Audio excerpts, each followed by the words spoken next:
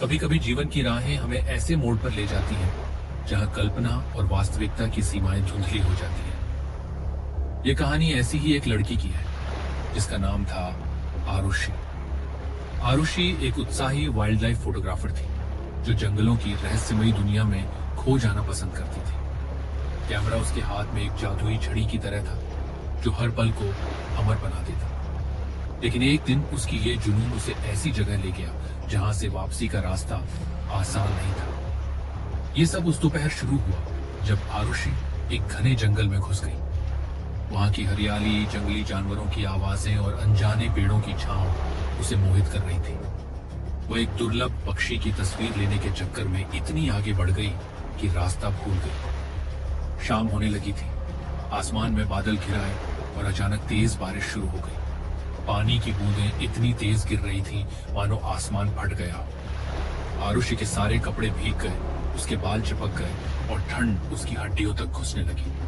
वह कांप रही थी, उसके दांत बज रहे थे। जंगल का हर कोना अब दुश्मन जैसा लग रहा था। बारिश और तेज हो गई। आरुषि ने चारों तरफ नजर दौड़ाई लेकिन कहीं कोई आश्रय नहीं दिखा।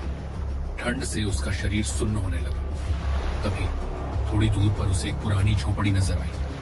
वह जर्जर लग रही थी लेकिन उस वक्त वह स्वर्ग से कम नहीं थी। आरुषि तेजी से दौड़ी और झोपड़ी के अंदर घुस गई। अंदर का दृश्य और भी उदास था।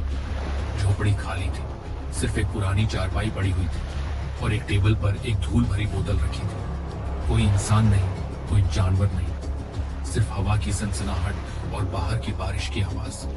आरुषि ठंड से कांप रही थी। उसके कपड़े पानी से तरबतर थे और हवा की सर्दी उसे बीमार करने पर तुली थी। उसने बोतल पर नजर डाली। वो पुरानी और अजीब लग रही थी, जैसे सदियों से वहां रखी हो। जिज्ञासा ने उसे बोतल उठाने पर मजबूर कर दिया। जैसे ही उसने बोतल को छुआ, वह चमकने लगी। आरुषि को लगा कि शायद यह कोई कीमती चीज है, कोई प्राचीन कलाकृति। उसने बोतल को थोड़ा साफ किया और अचानक बोतल से धुआं निकला। धुआं घुमावदार आकार लेते हुए एक विशालकाय आकृति में बदल गया।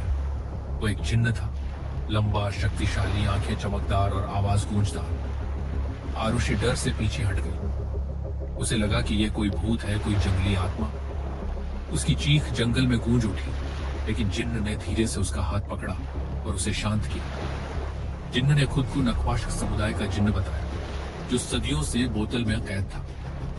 वह किसी भी इंसान की 2 इच्छाएं पूरी कर सकता था, लेकिन तीसरी इच्छा उसे खुद पूरी करनी पड़ती थी। अगर वह इच्छा पूरी ना हुई तो इंसान को अपनी जान गंवानी पड़ती थी। ये एक सौदा था, इच्छाओं के बदले एक कीमत। आरुषि चौंक गई। वह सोचने लगी कि ऐसा कौन सा जिन्न है जो अपनी इच्छा खुद पूरी नहीं कर सकता और एक इंसान की मदद मांगता है। जिन्न ने बताया कि उसकी तीसरी इच्छा उसकी आजादी से जुड़ी है। उसे बोतल से मुक्त होने के लिए इंसान की मदद चाहिए। आरुषि ने ज्यादा न सोचते हुए अपनी पहली इच्छा जताई। उसके कपड़े भीगे थे, ठंड लग रही थी। वह चाहती थी कि जिन्न गर्मी का कोई इंतजाम करे ताकि उसके कपड़े सूख जाएं और ठंड न लगे। जिन्न ने ताली बजाई और झोपड़ी में एक आग जल उठी। लपटें नाचने लगी, गर्मी फैलने लगी। आरुष ने आग के सामने अपने कपड़ों और शरीर को सुखाया। ठंड भाग गई और वह राहत महसूस करने लगी। कुछ देर बाद जब उसके कपड़े सूख गए और गर्मी का एहसास हुआ, उसने अपनी दूसरी इच्छा बताई। वो अपनी माँ से मिलना चाहती थी जो 10 साल पहले गुजर चुकी थी। जिन्न ने फिर ताली बजाई और आरुषि की माँ उसके सामने प्रकट हो गई। आरुषि की आंखें भर आई।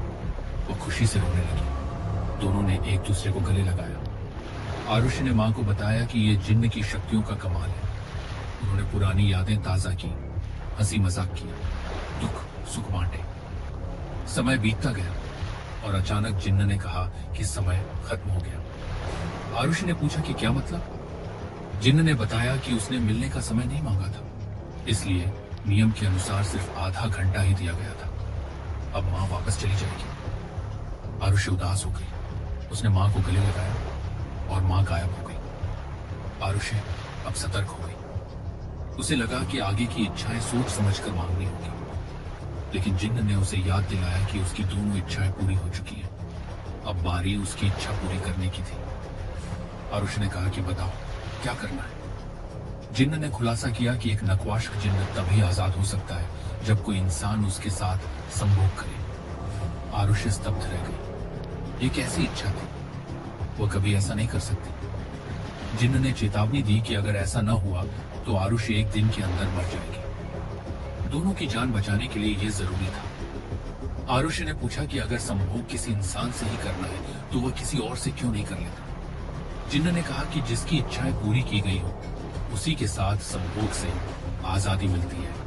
आरुषि ने और पूछा कि अगर उसकी जगह कोई लड़का होता तो क्या वह उसके साथ भी ऐसा करता। जिन्न ने हाँ कहा, क्योंकि उसे सिर्फ आजादी चाहिए, लिंग से कोई फर्क नहीं पड़ता। आरुषि सोचने लगी, शायद जिन्न सच कह रहा है। यह हवस नहीं, आजादी की चाह है, और अब उसकी जिंदगी जिन्न के हाथों में थी।